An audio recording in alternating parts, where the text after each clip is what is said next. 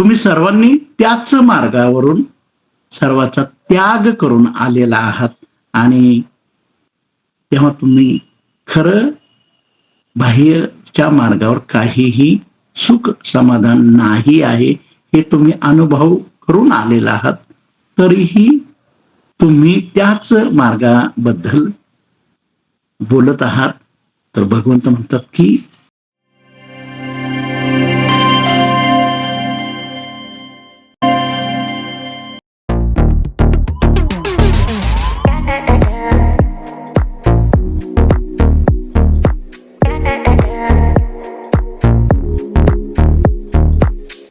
तथागत भगवान गौतम बुद्ध, विश्वरत्न डॉक्टर बाबासाहेब आंबेडकर. आजचे पुष्प आहे 1245 आणि आजचे आयोजक ग्रुप आहेत बहुजन हिताय, बहुजन सुखाय, ग्रुप शिक्रापूर, संविधान विश्लेषण समिती, महाराष्ट्र राज्य, द्वारकामाई महिला व बाल कल्याण मागासवर्गीय विकास संस्था, त्रिवेणी नगर, निगडी, पुणे. आजचे जे प्रमुख प्रवक्ते आहेत ते आपल्या समितीचे श्रेष्ठ सदस्य श्रीयुत आदरणीय अरविंद लिंबाजी जगताप. ते सेवानिवृत्त लेखापरीक्षक, रक्षा लेखक, नियंत्रक, अविभाग, कार्यालय, गोळीबार मैदान, पुणे 1. आणि आजचा त्यांचा विषय फार छान आहे, धम्मपद गाथा विश्लेषण, भाग क्रमांक 59. आणि आजचा तो विषय ते आपल्याला प्रस्तुत करणार आहेत तो आहे मग्गो वर्ग म्हणजेच मार्ग वर्ग. गाथा क्रमांक 274 ते 277 पर्यंत ते आपल्याला आज गाथा समजून सांगणार आहेत. आणि यासाठी आपल्याला गाथांचे जे पठण करणारे आहेत ते आहेत आदरणीय दादू गोपाजी सोनवणे, जे बोधाचार्य, युनिट लीडर, समता सैनिक दल, भारतीय बौद्ध महासभा, निगोजे, तालुका राजगुरुनगर, जिल्हा पुणे. आपल्याशी ते गाथांचे पठण करून पठण करणार आहेत आपल्या बरोबर. ते मी दादांना विनंती करते की त्यांनी आपल्या गाथांना सुरुवात करावी. आदर्शांना वंदन. उपस्थित सर्वांना नमो बुद्धाय, जय भीम, जय भारत, जय संविधान. मग्ग वग्गो अर्थात मार्गवर्ग, गाथा नंबर 273 ते 276 या गाथांचे पालीमध्ये मी पठण करीत आहे.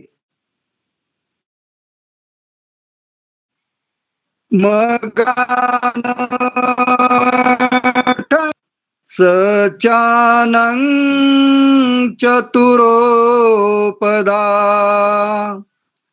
विरागो सेठ धम्मानं द्विपदान चकुमा एसेव मगोनथयो दसन विसुदिया एतं हि तुम्हे पटिपजत मारसेतं पमोहनं एतं हि तुम्हे पटिपन्ना दुःख संतं करीसथ अखातो वे मया मग अय्याय सलकंतनं तुम्हे ही किच मातपं अखतारो तथागता पटिपन्ना पमोखन्ति जायिनो मारबंधना. अशा प्रकारे या गाथांचे पठण संपन्न झाले आहे. नमो बुद्धाय. जय भीम, जय भारत, जय संविधान. धन्यवाद. आज आपण धम्मपद गाथा विश्लेषण आपण घेणार आहोत. आजचं मग्ग वग्गो आहे आणि त्यातील 4 गाथांचं पालीमध्ये अतिशय सुंदर असं पठण आदरणीय दादू सोनवणे सरांनी केलेलं आहे. तर मी त्यांचं खूप खूप आभार व्यक्त करतो. खरंच त्या पालीवर त्यांचं असं खूप सुंदर असं प्रभुत्व आहे आणि ते सुंदर असा पालीमध्ये गातात. तर त्यांचे मी खूप खूप आभार व्यक्त करतो. आपण या मग्ग वगातील 4 गाथा प्रथमतः मी त्याचं मराठीमध्ये अर्थ सांगतो आणि त्यानंतर आपण विश्लेषणाला सुरुवात करू. आजच्या गाथा ही खूप महत्वाच्या अशा आहेत. गाथा नंबर 273 आहेत. मार्गात अष्टांग मार्ग सर्वात श्रेष्ठ आहे. सत्यामध्ये 4 वचन, आर्यवचन. सिद्धांतात विराग, निर्वाण श्रेष्ठ. द्विपादात मानवात दृष्टिवंत बुद्ध श्रेष्ठ आहेत. विशुद्धीच्या गाथा नंबर 200 गाथा ह्या थोड्या 273 ते 276 आहेत. तर नंबर थोडे चुकलेले आहेत पण काही हरकत नाही. तर गाथा नंबर 274 विशुद्धीच्या दर्शनाचा. हा एकच मार्ग आहे, दुसरा मार्ग नाही. तुम्ही याच मार्गावर चला. हा मार्ग भूलभुलैयाला भुलवितो.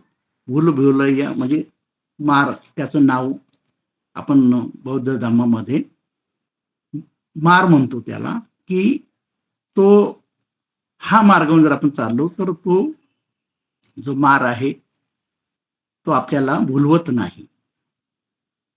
गाथा नंबर 275चा अर्थ आहे, या मार्गानेच तुम्ही दुःखाचा अंत करू शकाल. हा मार्ग मी स्वतः, बुद्ध म्हणतात, बाणाचे शल्य, वेदनेचे कारण समजून सांगितलेला आहे. आणि गाथा नंबर 276 तुम्हालाच प्रयत्न करायचा आहे. तथागत फक्त मार्गदर्शक आहेत. या मार्गक्रमणाने एकाग्र होऊन तुम्ही माराच्या बंधनातून मुक्त व्हाल किंवा भूलभुलैयाच्या या बंधनातून मुक्त व्हाल. असं साधारण धम्मपदातील मग्ग वग्गो यातील या 4 गाथा आहेत. तर आपण आता सविस्तर त्याच्या विश्लेषणाला सुरुवात करू. कारण गाथा खूप साध्या वगैरे असतात आणि प्रत्येक गाथा भगवंतांनी प्रसंग घडल्यानंतर एक प्रसंग घडलेले आहेत त्यावेळेसच भगवंत सांगायचे. कारण साध्या सरळ याच्यातून भगवान बुद्धांनी या धम्माचा प्रचार आणि प्रसार करण्यासाठी जवळजवळ 40 ते 42 वर्ष घालवलेले आहेत. आणि जो मार्ग आहे तो कुठला याच्या संदर्भात या गाथा. तर ह्या गाथा भगवंतांनी केव्हा म्हटल्या तर त्याचा प्रसंग आहे की माणूस खूप गुंतागुंतीचा आहे. बदलण्याची वेळ आली तरी तो वरवरच बदलतो आणि अंतर्गत जे बदल आहे किंवा परिवर्तन आहे ते टाळतो. म्हणजे कारण कपडे रंगवणे सोपे आहे. खरं तर मन रंगवलं, जर मन रंगलं तर कपड्यांना रंग नसला तरी चालेल, ते सर्व शुभ आहे. म्हणजे परंतु माणूस काय करतो की वरवर बदल करतो. म्हणजे कारण हा मार्ग आहे, ह्या मार्गावर चालणं हा खरा उद्देश आहे. परंतु या मार्गावर चालण्यासाठी काही बाह्य गोष्टीच करतात. की आता आपलं उदाहरणार्थच बौद्ध धम्मच्या मार्गावर चालणारा म्हणजे मग भिक्खू. आणि भिक्खू म्हणजे आपण ती वस्त्र ती चिवर घालतो आणि आपल्याला असं वाटतं की आता आपण भिक्खू झालेलो आहे, आपण भगवंताच्या या मार्गावरून चाललेलो झालं आहे. हे बाह्य वर्तन झालं की सर्वस्वाचा त्याग केलेला आहे, संसार सुखाचा त्याग केलेला आहे आणि आपण त्यासाठी वस्त्र सुद्धा म्हणजे चिवर प्रदान केलेलं आहे, चिवर घातलेलं आहे. वरवर हे सर्व छान वाटतं की आपण त्या मार्गावरून चाललोय असं मनाला वाटत असतं. परंतु खरं म्हणजे आपण माणूसच हा फार म्हणतात की भगवंत माणसाच्या मनावरच संपूर्ण भगवंतांनी ते म्हणते ना की मी एक वैद्य आहे, एक डॉक्टर आहे, मी बाकी काहीही करत नाही, फक्त मी खऱ्या पद्धतीनं डॉक्टर जसं एखाद्या रोग्याला त्याच्या आजारातून मुक्त करतो तसंच मी सुद्धा करतो. त्यामुळं या गाथा ज्यावेळेस भगवंत सांगतात त्यावेळेस असा प्रसंग घडलेला आहे की जेतवनामध्ये भगवंत त्या 4 महिन्याच्या काळामध्ये जो आपला वर्षावास असतो, तर त्या जेतवनामध्ये भगवंत असतात आणि तिथं मुक्कामीच असतं आणि साधारणतः बरेच भिक्खू तिथे साधारण 400-500 जे भिक्खू असतात, जे भगवंताचा धम्म सर्व आजूबाजूला सांगत असतात, पसरवत असतात आणि मग ते भिक्षाटनासाठी जात असतात आणि मग आल्यानंतर सर्व एका ठिकाणी जमले जातात, कारण त्यानंतर भगवंताचं प्रवचन वगैरे होत असतं. तर असेच सर्व संध्याकाळ झाल्यानंतर सर्व 400 ते साधारण 500 किंवा 1000 सर्व भिक्खू वेगवेगळ्या ठिकाणातून जाऊन आलेले असतात आणि मग आता भगवंताचं प्रवचन सुरू होणार असतं.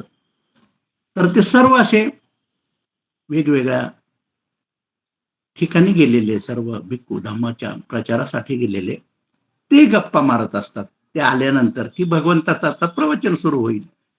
तर ते जेव्हा येतात आणि साधारणतः संध्याकाळ झालेली असते, सूर्य मावळलेला आलेला असतो आणि रात्रीची सुरुवातच होणार असते. आकाशात नाही का की तारे दिसू लागतात आणि मठ शांत आहे, असं छान सुंदर असं वातावरण आहे. सर्व भिक्खू त्या जेतवनात जमलेले आहेत आणि ते सर्व बसून आपापसामध्ये मग चर्चा करतात.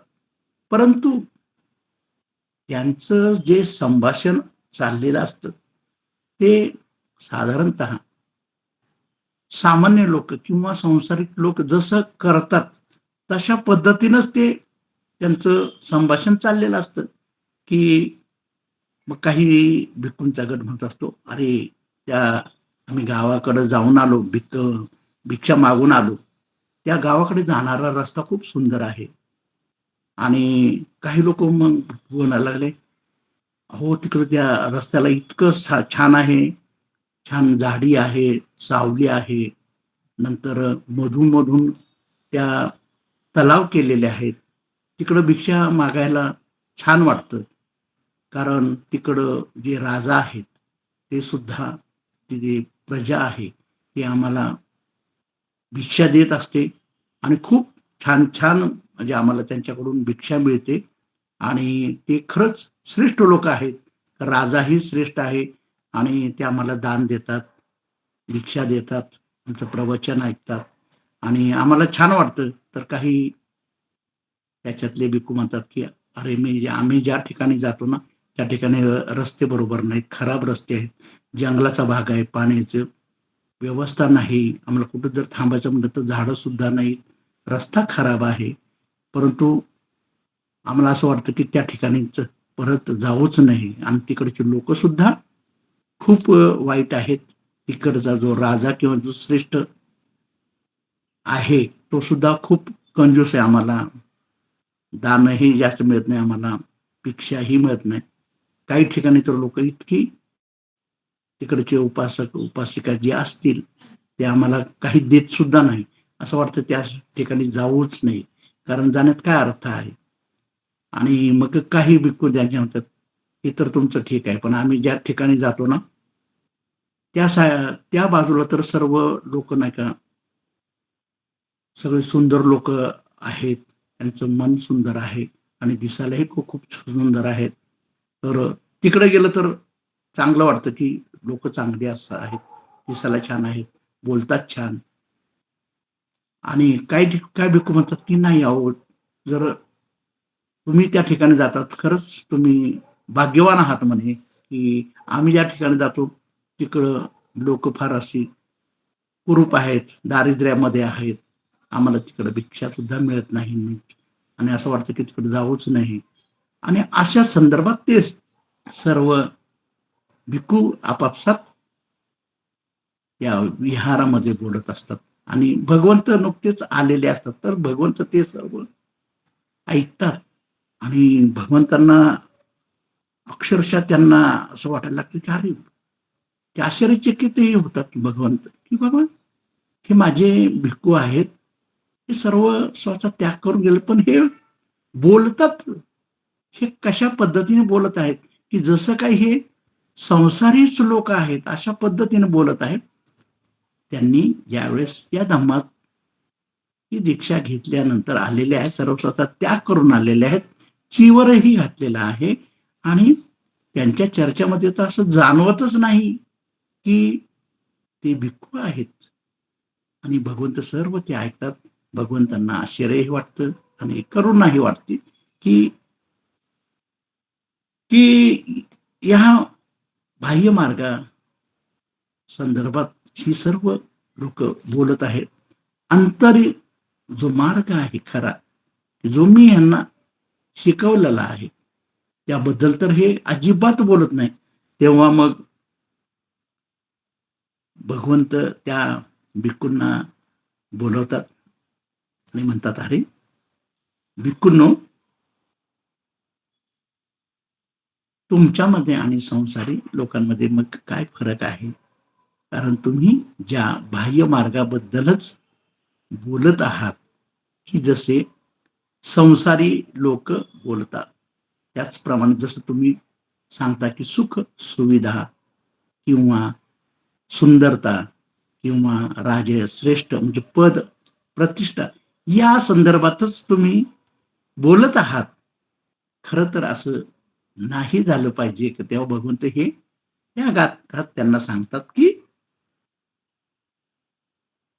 मार्गात जर कुठला मार्ग जर चांगला असेल, हे बाहेरच्या मार्गावरून आपल्याला सुख समाधान मिळत नाही, कारण तुम्ही अजून त्याच मार्गासंदर्भात बोलत आहात, त्याच मार्गात भटकत आहात, तिकडे काहीही मिळाले नाही. मग पद प्रतिष्ठा असेल, सुंदरता असेल, हे सर्व बाह्य मार्ग आहेत आणि आतापर्यंत तुम्ही सर्वांनी त्याच मार्गावरून सर्वाचा त्याग करून आलेला आहात आणि तेव्हा तुम्ही खरं बाहेरच्या मार्गावर काहीही सुख समाधान नाही आहे हे तुम्ही अनुभव करून आलेला आहात. तरीही तुम्ही त्याच मार्गाबद्दल बोलत आहात. तर भगवंत म्हणतात की नाही म्हटले. त्यावेळेस भगवंतांनी ह्या गाथा सांगितलेल्या असतात की मार्गात कुठला मार्ग श्रेष्ठ आहे, ती अष्टांग मार्ग श्रेष्ठ आहे किंवा जे आर्य सत्य आहेत ते 4 आहेत, तेही तो खरा मार्ग आहे, त्या मार्गावर चालणार. आणि सिद्धांत जर पाहायचा असेल तर वैराग्य प्राप्त आहे, आसक्ती सोडली पाहिजे, तर ते तेव्हा निर्वाण पदाकडे जातात. आणि मानवामध्ये जो दृष्टिवंत आहे, 2 पायाच्या प्राण्यांमध्ये म्हणजेच मानवामध्ये ज्याची दृष्टी शुद्ध आहे तोच दृष्टिवंत म्हणजे बुद्ध. या विशुद्धीच्या मार्गात जो हा मार्ग सांगितलेला आहे अष्टांग मार्ग, हा एकच मार्ग आहे, दुसरा नाही. तुम्ही सर्वांनी याच मार्गावर चालावं आणि हाच मार्ग तुम्हाला मारापासून वाचवू शकेल, तुम्हाला सुख मिळेल. त्यामुळे भगवंतांनी ह्या 4 गाथा आणि या मार्गाने तुम्ही दुःखांचा अंत करू शकाल. हा मार्ग भगवान म्हणतात, मी स्वतः जसं शस्त्रक्रिया केल्यानंतर कसं तसं मी मनाची ही सर्व शस्त्रक्रिया करून हा मार्ग सांगितलेला आहे, हा तयार केलेला आहे. आणि खरं या मार्गावरून मी सांगत आहे की तुम्हाला गेलं पाहिजे तरच. कारण मी फक्त मार्ग दाता आहे. भगवंत म्हणतात ना, नेहमीच म्हणतात की मी फक्त मार्ग सांगितलेले आहे, चालायचं आहे ते सर्व तुम्हालाच चालायचं आहे. तेव्हा भगवंतांनी ह्या जेतवानामध्ये ज्यावेळेस या गाथा सांगतात की तेव्हा हा प्रसंग घडलेला असतो. तेव्हा भगवान म्हणतात की बाहेरचा मार्ग जे अष्टांग मार्ग आहे, जे तुम्हाला 8 पदरी मी मार्ग सांगितलेला आहे, त्याचा विचार केला पाहिजे. भिक्खूंनो, त्या मार्गाचा विचार केला पाहिजे. जर तुम्हाला विचारच करायचा असेल, तुम्हाला चिंतनच करायचं असेल, तर त्या अंतर्गत मार्गाचा विचार करा. एकमेकांना आधार द्या म्हणे, की ज्यांनी इतक्या प्रमाणात प्रगती केलेली आहे त्यांना त्यांच्याशी बोला, जेणेकरून त्यांनी प्रगती केलेली आहे त्या मार्गावर, त्या मार्गासंबंधी बोला. तेव्हा भगवंत हे त्यावेळेस या गाथा सांगतात आणि त्याच्यासाठी मग त्यांनी खूप सुंदर पद्धतीने ते सांगत असतात की की सर्व तुम्ही जे बाहेर मार्गावर सांगत, ज्याच्या संदर्भात आता तुम्ही चर्चा करीत आहात, तर बुद्धांनी तेच सांगितलं. म्हणले त्या मार्गावर काय सौंदर्य आहे. समजी म्हणता की या ठिकाणी गेल्यानंतर सुंदर स्त्री पुरुष दिसतात, तिथं राजेही सुंदर आहेत, तिथं सर्व छान सुखसोयी आहेत. परंतु ह्या सर्व सुखसोयी ह्या मार्गावरून लोक जाऊन सुद्धा त्यांना खऱ्या अर्थानं सुख मिळालेलं नाही. कारण बाह्य मार्ग, हे बाहेरचे जे मार्ग आहे ते शेवटी दुःखाकडेच जातात. कारण नरकाकडे असं एक म्हणतात की नरक म्हणजे काय की दुःख आणि स्वर्ग म्हणजे ह्या त्यावेळेच्या कल्पना होत्या. आणि हिंदू धर्माच्या त्यांच्या तत्वानुसार त्यांनी फक्त एकच सांगितलं होतं की तुम्ही पूजा करा, जे काही नियम सांगितलेले आहेत त्याचं पालन करा, दान करा, फक्त पूजा करा, बाकी तुम्ही काही करू नका, तर सुख तुम्हाला मिळेल.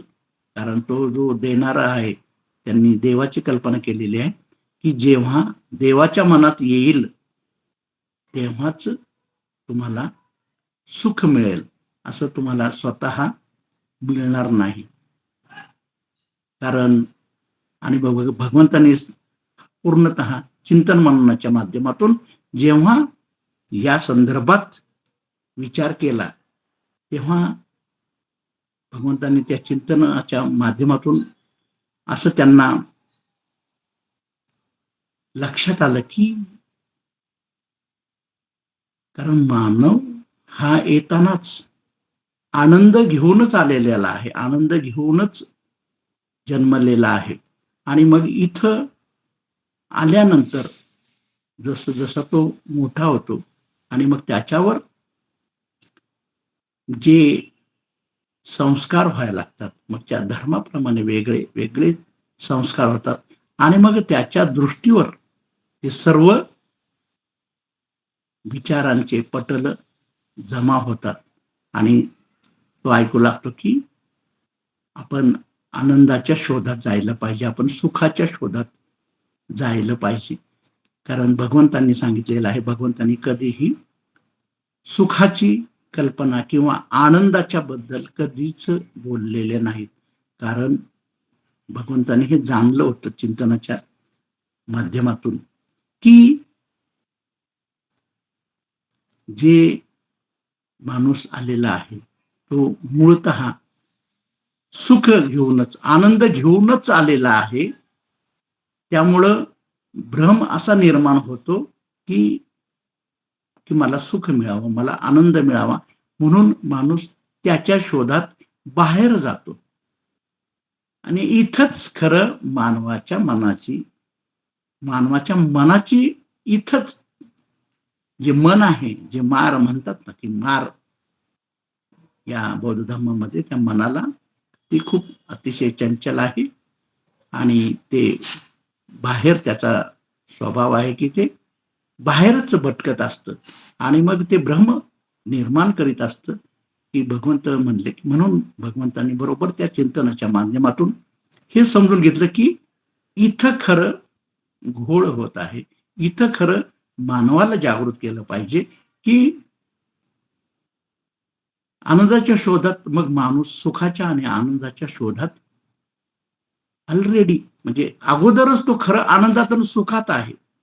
फक्त जी वरची जी पुट नंतर त्याच्या मनावर जी बसलेली आहे, मनावर जी पुट बसलेली आहे ती काढली तर जे उरल त्याच्या संदर्भात भगवंतांनी काही बोललं नाही. कारण भगवंत नेहमी म्हणतात की मी एक वैद्य आहे, एक डॉक्टर आहे. आपणही डॉक्टरांकडे जाताना डॉक्टर काय विचारतात की काय आजार झाले, तुम्हाला काय वाटते, कसं? आपणही त्यांना सांगतो की मला हा आजार आहे. मग आपण त्यावेळेस असं म्हणत नाही की मला आरोग्य द्या. आरोग्या संदर्भात डॉक्टर सुद्धा काय म्हणतात, ते म्हणतात की तुमचा आजार काय काय होते तुम्हाला सांगा, आणि त्याप्रमाणे ते औषधाचा मार्ग देतात. ते काही आरोग्य देत नाहीत. ते फक्त, आणि ते औषधं दिल्यानंतर किंवा ते तुम्ही मग सकाळ दुपार संध्याकाळ या गोळ्या घ्या किंवा हे औषध घ्या, हे औषध प्या किंवा काही लोशन मलम असेल ते देतील.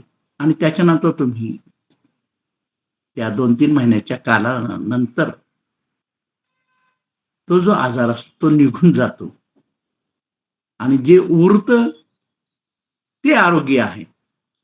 तेव्हा डॉक्टर जसं आजाराचं निदान करून औषध देतात, तसंच भगवंत सुद्धा म्हणतात हे सुद्धा अशाच पद्धतीनं आहे. कारण जे बाहेर जाण्याचे मार्ग आहेत त्यानेही सुख किंवा समाधान मिळणार नाही. तुम्ही ज्यावेळेस जे मार्ग सांगितलेले आहेत, जसं डॉक्टर सांगतो की हे औषध घ्या, असं करा, हा व्यायाम करा, हे जे मार्ग सांगितलेले आहेत, आणि ते केल्यानंतर तुमचा तो जे दुःख आहे ते निघून जाईल आणि जे उरेल तेच आनंद आहे, ते सुख आहे. कारण भगवंताने ते सांगितलं की माणसाला जर म्हटलं की सुख मिळेल तर माणूस म्हणाल मग चला मग शोधायला.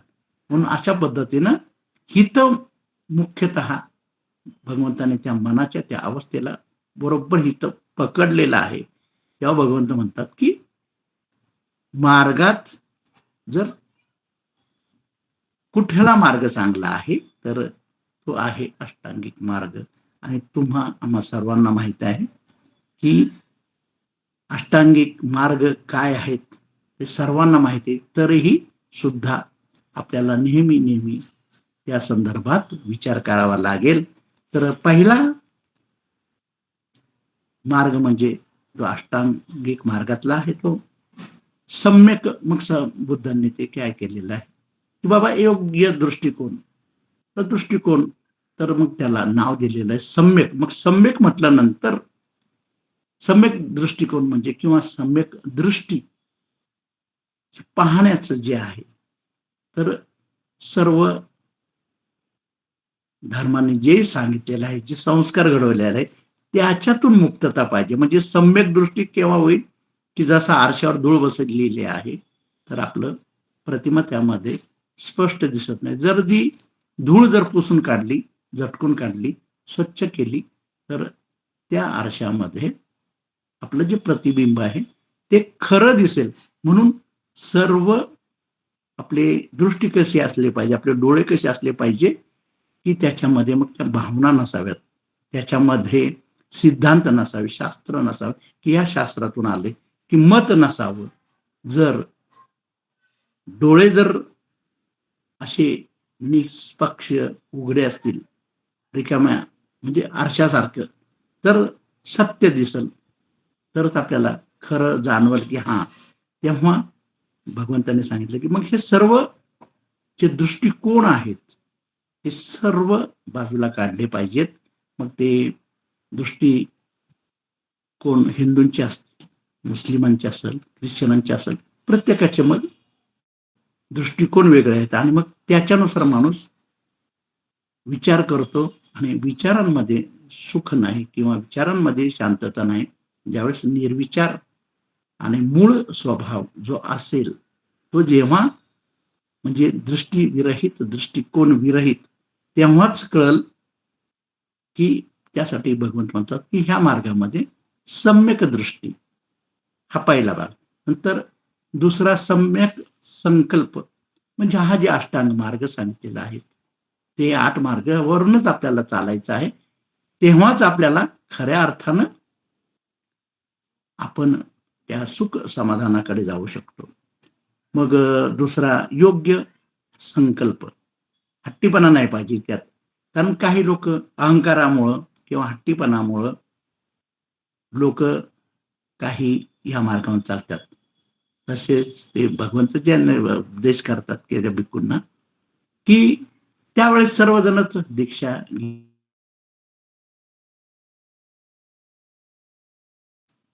ही सर्व तरुण मंडळी त्या भगवंताच्या मार्गाकडे यायची. आणि मग घरात काही वेळेस एखादाच मुलगा असला आणि त्याने जर दीक्षा घेतली तर त्याचे वडील म्हणायचे तू घेऊ नकोस, तर मग आमचं कसं होईल, तू दीक्षा घेऊ नकोस, जाऊ नको. तर आजूबाजूला सर्व पाहिल्यानंतर त्यावेळेस सर्वजण दीक्षा घ्यायची. आणि तर काही अहंकारामुळे सुद्धा आलेली आहेत, काही येतात की वडील म्हणतात नाही जायचं, आई वडील म्हणतात की नको जाऊ, आणि मग ते येतात. आणि मग तिथं ते हट्टीपणामुळे आलेले असतात किंवा गर्वपणामुळे आलेले असतात. तर तसे भगवंत काय म्हणतात की योग्य संकल्प असेल, हट्टीपणा नाही पाहिजे त्याच्यामध्ये, की जो आपल्या मनातून आलेला आहे त्या पद्धतीने जर तुम्ही ते हे केलं, या मार्गावर आलात, तर त्यासाठी हट्टीपणा उपयोगी नाही, अहंकार उपयोगी नाही. इथं योग्य संकल्प केला पाहिजे. तर बरेच ते त्यावेळेस तरुण यायचे बुद्धांकडं संन्यास द्या म्हणून, पण बुद्ध म्हणायचे नाही, तुम्ही अशा पद्धतीने योग्य ह्याला योग्य संकल्प म्हणता येत नाही. तेव्हा भगवंतांनी तो दुसरा मार्ग सांगितला की संकल्प हा योग्य असावा, सम्यक असावा. नंतर सम्यक वाचा, तिसरा भाग. बुद्ध म्हणायचे जे तुम्हाला माहित आहे, आपण म्हणतो सम्यक वाचा, बाबा जे खरं आहे, सत्य आहे. गोड म्हणजे सत्य नाही, की जे तुम्हाला योग्य खरं वाटतं तेच बोला, जे तुम्हाला माहिती आहे तेच बोला. नाहीतर काय वेळेस, आणि माहिती म्हणजे अनुभव आहे का त्याला, वाचून तर खूप वेगवेगळ्या धर्मातून वाचन होतं आपलं, विचार असतात त्यांचे, परंतु आपल्याला त्याचा काही अनुभव नसतो. तर म्हणतात की भगवान म्हणतात की योग्य तेच बोला, सम्यक. त्यांनीच ते सम्यक की बाबा योग्यच बोला. बोलायचं म्हणून बोलू नका, कारण काय वेळेस निरर्थक मग बोलण्यामध्ये वेळ जातो. आणि भगवान म्हणतात की त्या निरर्थक विषयांमध्ये बोलून तो वेळ वाया घालवण्याच्या ऐवजी योग्य आहे तेच बोला. ती काही ठिकाणी शांत बसा. काही वेळेस बोलण्यामुळंच बरंच एकमेकांच्या मनामध्ये की त्यांनी तसं नाही बोललं पाहिजे होतं, असं बोललं पाहिजे, हे बोलणं योग्य नाही, ते बोलणं बरोबर नाही त्यांचं, अशा पद्धतीने बऱ्याच वेळास लोकांचे मन दुखावली जातात. तेव्हा भगवान म्हणतात की अनुभवाने जे योग्य असेल तेच बोला. चौथं सम्यक कृती, की बाबा कृती करताना सुद्धा ती पण सम्यक असली पाहिजे. सम्यक म्हणजे योग्य असली पाहिजे. निरोपी काय काय लोक करत राहतात की मला वेळ आहे मग मी हे करतो ते करतो, कारण अस्वस्थ होतं, त्याला काहीतरी केलं पाहिजे सांगितलेलं असतं. एक त्यांच्यावर विचार असे एक बिंबवले जातं की जीवनात आहे काहीतरी केलं पाहिजे, काहीतरी बनलं पाहिजे, काहीतरी चांगलं करायला पाहिजे. आणि मग माणूस वेगवेगळ्या क्रियांमध्ये अडकला जातो, की ते केल्यानंतर कळतं की त्याच्यात आपल्याला काही खऱ्या अर्थानं सुख समाधान मिळालं नाही. म्हणून भगवंत म्हणाला की अशा चौथ्या योग्य कृती करा, की कारण इतर निरुपयोगी कामामध्ये वेळ वाया घालवू नका. चांगलं असेल तेच करा. त्यामुळं तो वेळ वाचला जाईल आणि चांगल्याच्यात. बुद्ध म्हणतात की काही वेळेस लोक त्याच्यात अडकले जातात, तेव्हा ते इतर कामात अडकणं हे पण काही वेळेस महागात पडतं, की तोच वेळ आपण इकडे घालवू शकतो. तर मग 5वी सम्यक योग्य उपजीविका.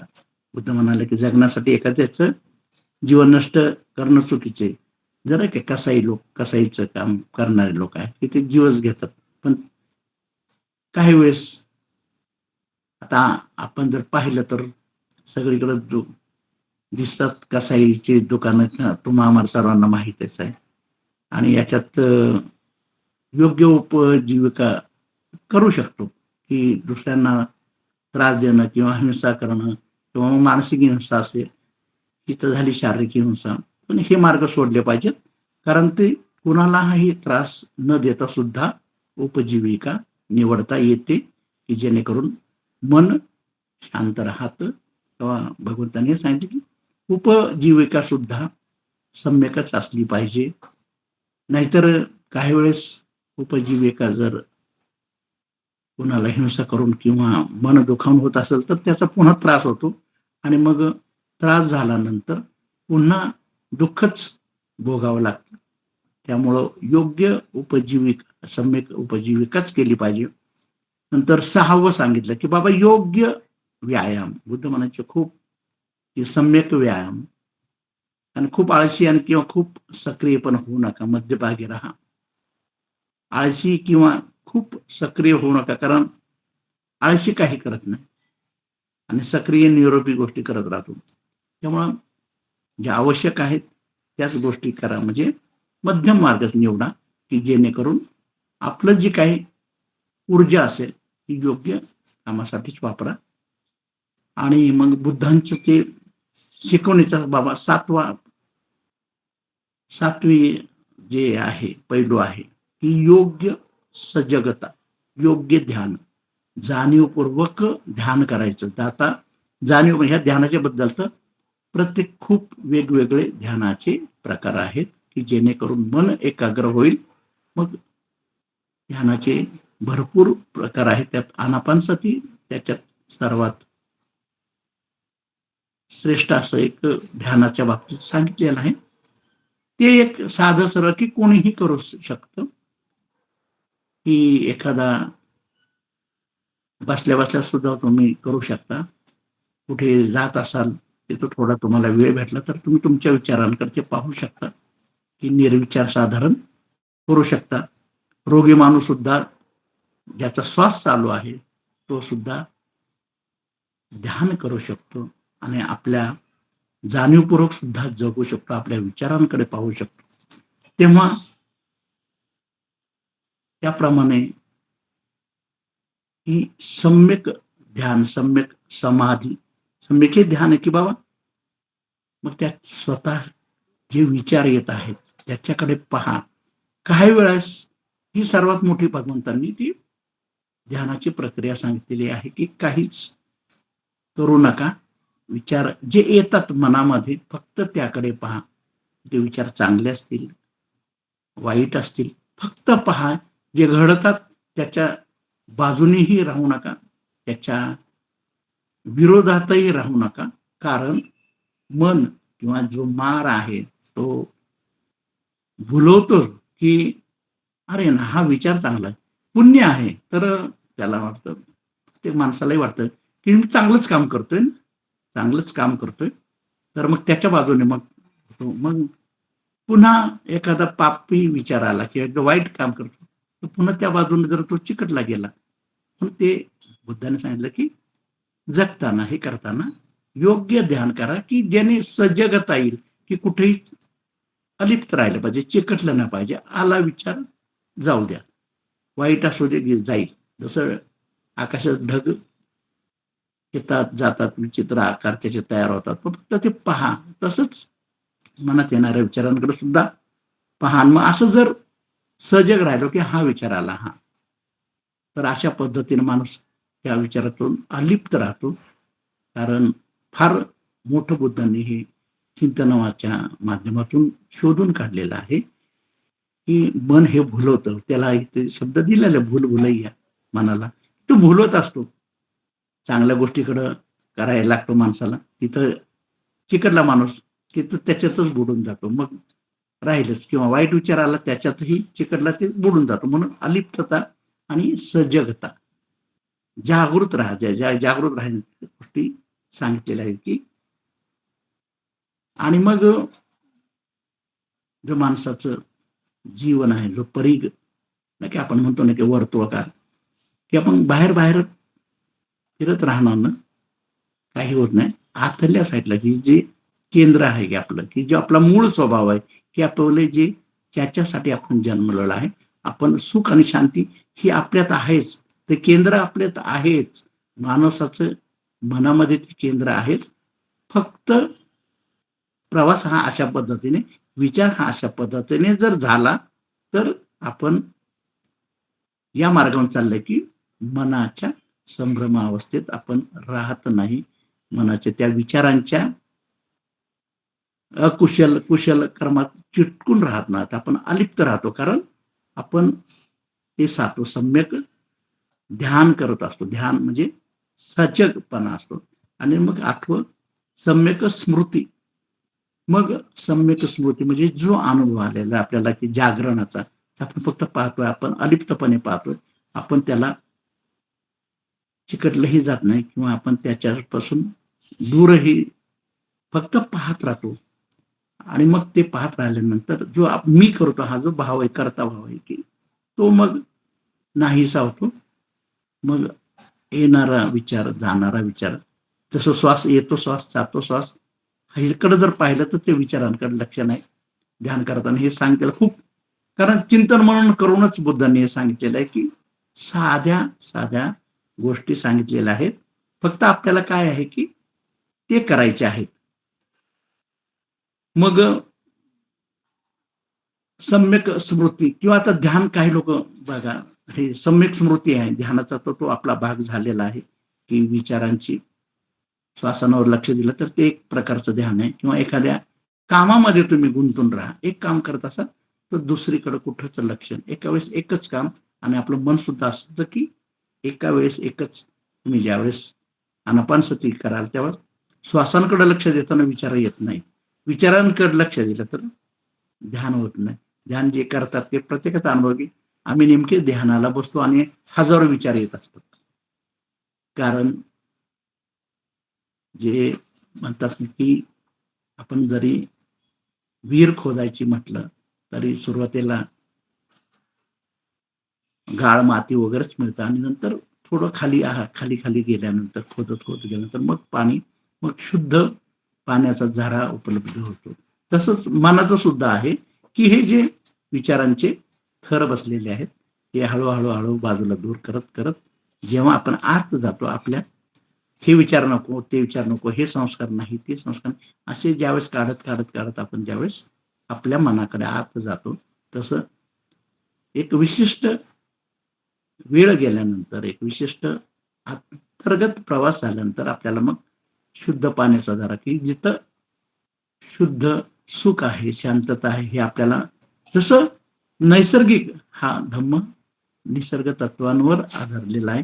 त्याचं हे उदाहरण आहे की जसं विहिरी खोदताना जसं कष्ट लागतात, आपण असं कष्ट करत ह्या मार्गावरून चालताना सुद्धा मग शेवटच्या क्षणी तुम्हाला शुद्ध पाण्याचा झरा किंवा शुद्ध सुख किंवा खरं सुख हे मिळालंच जातं. तेव्हा हे सम्यक समाधी, जाणीवपूर्वक स्वतःच्या केंद्रस्थानी, तेव्हा भगवान म्हणतात की हे अष्टांगिक मार्ग आहेत भिक्खूंनो. या तुम्ही जे आतापर्यंत बोलत होता मार्गाबद्दल, तर तेव्हा ह्या अष्टांगिक मार्गाबद्दल बोला. ते तुम्हाला खूप म्हणजे मी समजावून सांगितलेलं आहे. भगवान म्हणतात की त्या मार्गाबद्दल बोला. जर तुम्ही खरंच बोलायचं असेल तर वारंवार समजून सांगितलेले 4 उदात्त जी सत्य आहेत. दुःख आहे, दुःखाची कारण आहेत. दुःखाच्या कारणापासून मुक्त होण्याचे मार्ग आहेत आणि दुःख मुक्तीची अवस्था आहे. ह्या मार्गावरून गेल्यानंतर ही जे 4 आर्य सत्य सांगतात भगवंतांनी, ते म्हटले की त्याच्यातून मुक्त होण्याची अवस्था आहे. दुःखाच्या समाप्तीची अवस्था आहे. निर्वाण आहे. त्यावर चर्चा करा. त्याबद्दल बोला. किंवा मग अलिप्तता. आताच मी सांगितलं की बाबा अलिप्त राहा आणि भगवंतांनी त्यासाठी किंवा ते म्हणते त्यासाठी मी ह्या भिक्खूंचा संघ निर्माण केलेला आहे की ह्या मार्गावर चालताना एकटं चालता येत नाही माणूस, म्हणून सर्वांनी मिळून चाला. मग अशा पद्धतीने बाबा ते अलिप्तता तुम्ही लोकांना समजून सांगा, त्या मार्गावर चाला. आणि मग बुद्ध म्हणतात की मग तुम्ही सुंदर पुरुष किंवा सुंदर ह्याच्याबद्दल बोलत होता की हे तर बाह्य आहे, की त्वचा आहे, पण ते तिथंही तुम्हाला अंतिम सुख मिळत नाही. तेव्हा खरं सौंदर्य काय आहे की ते ज्या खरं सौंदर्य मानवात की हे बाहेरचं जे सौंदर्य सुंदर दिसणं, स्त्री किंवा पुरुष सुंदर आहेत त्याच्यात माणूस गुंतला जातो, हे जातो. परंतु खरं सौंदर्य त्याने सांगितलं की मानवामध्ये खरं सौंदर्य की ज्याची दृष्टी ज्याला दृष्टी मिळालेली आहे, सम्यक दृष्टी मिळाली आहे, तर ते खरं सौंदर्य आहे. त्यामुळं त्याच्याबद्दल बोला, त्या दृष्टीबद्दल विचारा, त्याच्याबद्दल चर्चा करा लोकांशी. कारण असा दृष्टीवाला माणूस तो खरा आहे. तुम्ही जी बाहेरची दृष्टी पाहता ते खरं अंधाची दृष्टी असं आहे की बाहेरच्या मार्गावरील दृष्टी आहे. तुम्ही आत जेव्हा तुमचे डोळे उघडतील तेव्हा ते खरं ते सौंदर्य आहे. दृष्टीचा शुद्ध तो एकमेव मार्ग आहे. जेव्हा दृष्टी म्हणतात ना की दृष्टी बदलली तर सृष्टी बदलते, हा एक सिद्धांत आहे की दृष्टी बदलली तर सर्वच बदललं जातं. तेव्हा हे मन तर आपल्याला भटकवत आहे, तेव्हा ह्या माराच्या ज्या संभ्रम अवस्थेतून आपल्याला जर निघायचं असेल तर खऱ्या अर्थानं जागृत झालं पाहिजे आणि हळूहळू अशी आपली दृष्टी शुद्ध करत गेली पाहिजे. ह्या मार्गावरून गेल्यानंतर आपली दृष्टी शुद्ध होती आणि ते करत असताना जसं जसं दृष्टिकोन बदलत जातो तसतसं त्या दुःखाचा अंत होत राहतो. म्हणून हा मी मार्ग म्हणे भगवान म्हणतात की मी हा जो तुम्हाला शिकवलेला आहे, मी काही बाबा तत्वज्ञानी किंवा मोठा असा धर्मशास्त्रज्ञ नाही, मी एक डॉक्टर आहे, एक वैद्य आहे. फक्त मी मार्ग दाखवतोय. हे अशा पद्धतीने जा, अशा हा अष्टांग मार्ग आहे. हे 4 उदात्त सत्य आहेत. याचाच मी हे संपूर्ण मी चिंतन मनातून केलेलं आहे. हे सांगितलेलं आहे, हा मार्ग दाखवलाय. पण ह्या मार्गावरून तुम्हाला चालावं लागेल, कारण कोणीही बुद्ध कोणालाही निर्वाण देऊ शकत नाही. कुठलाही धर्मातील असू द्या, जो बुद्ध तो फक्त मार्ग सांगणार आहे. चालावा लागेल तर ते फक्त प्रत्येकालाच चालावाला लागेल, कारण सर्व बुद्ध पुरुष, जागृत पुरुष हे मार्ग दाखवतात, तर आपल्याला चालावंच लागणार आहे.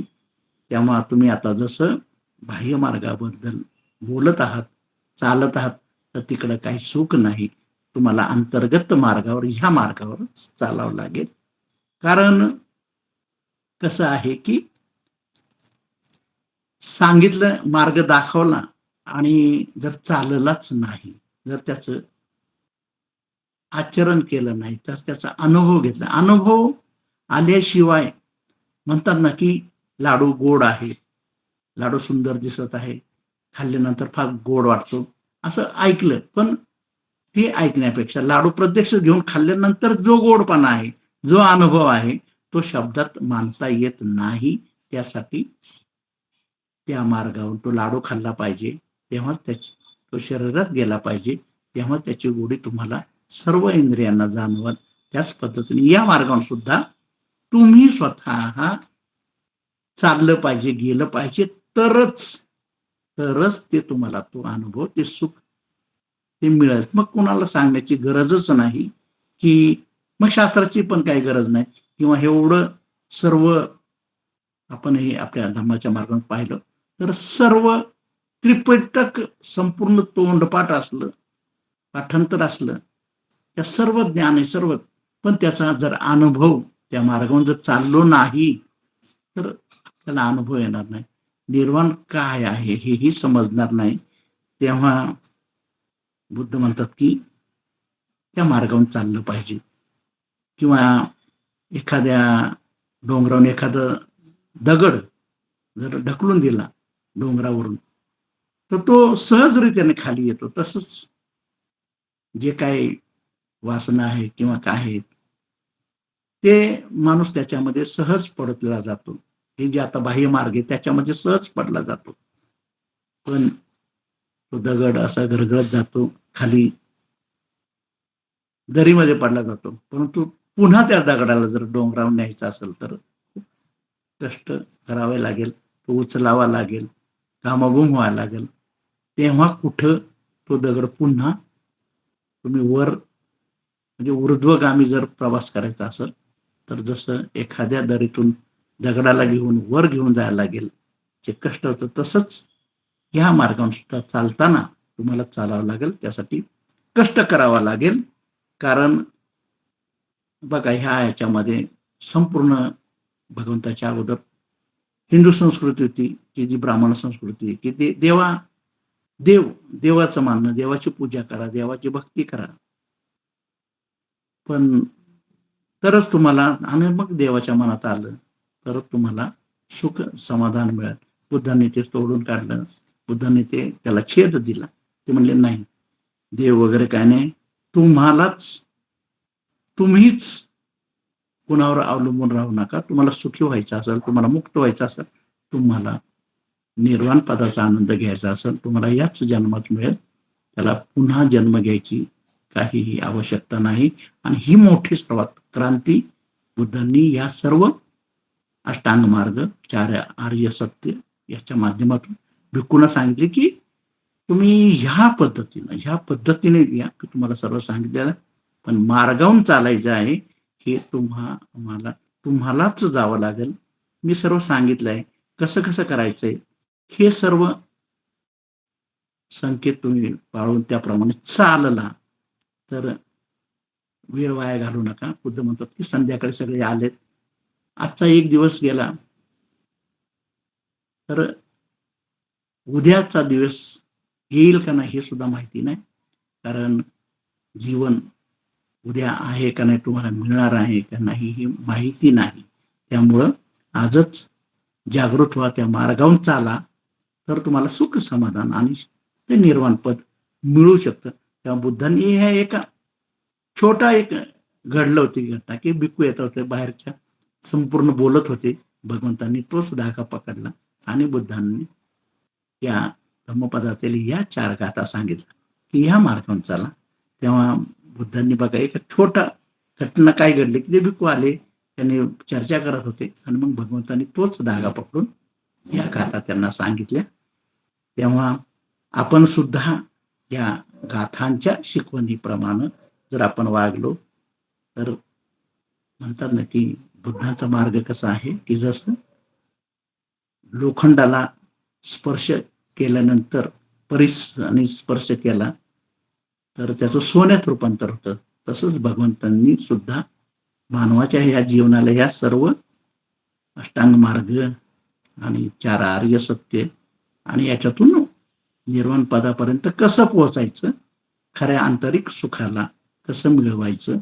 कारण जे सुख अगोदर आहेच, फक्त हे जे बाह्य आवरण ज्याच्यावर जडलेले आहेत तीच फक्त काढायची आहेत. मूळ आहे स्वभाव माणसाचा, सुख आहे, सुखातच माणूस आहे. सुख मिळवण्याच्या उद्देशाने बाहेरच्या मार्गाने जे माणूस मिळवायला जातो तिथंच फसगत होती, तिथंच मार आपल्यावर. म्हणून त्या माराला, त्या मनाला ह्या पद्धतीनं तुम्ही त्याच्यावर मात करू शकता आणि खऱ्या अर्थानं निर्वाण पदाला पोहोचू शकता. तर इथं मी या 4 महत्वाच्या अशा गाथांचं विश्लेषण संपवत आहे. सर्वांना जय भीम, नमो बुद्धाय, जय भारत, जय संविधान.